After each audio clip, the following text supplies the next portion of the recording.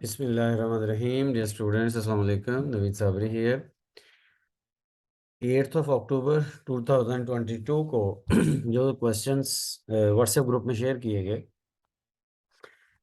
उनके ऊपर discussion. Question number 1,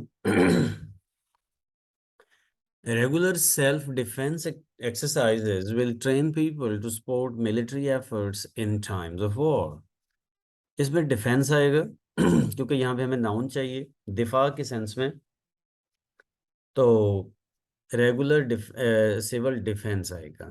आगे फिर एक्सरसाइजेज विल ट्रेन वर्ब इसका हो जाएगा। अच्छा, इसके बाद नंबर 2 में जाएंगे तो हिज एक्शन इज टोटली इनडिफेंसिबल।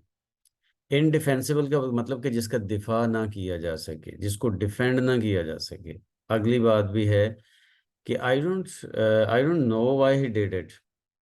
जाहिर है कुछ गलती होगा ना, कि जो हमने कहा कि I don't know what he did it, तो मुझे पता ही नहीं है कि उसने ये क्यों किया।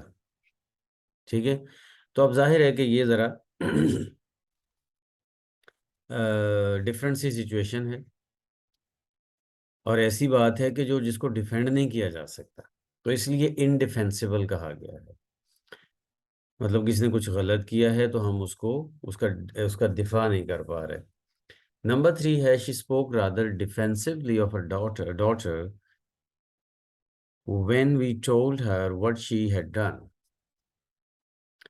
जब हमने उसे बताया कि उसकी डॉटर ने क्या किया है, तो वो अपने डॉटर के लिए डिफेंसिवली बोली। डिफेंसिवली का मतलब कि अपनी डॉटर को उसने डिफेंड करना शुरू कर दिया कि उसने ये काम इसलिए किया होगा, या मतलब जो भी है उसके हक में बोलना शुरू कर दिया डिफेंसिवली।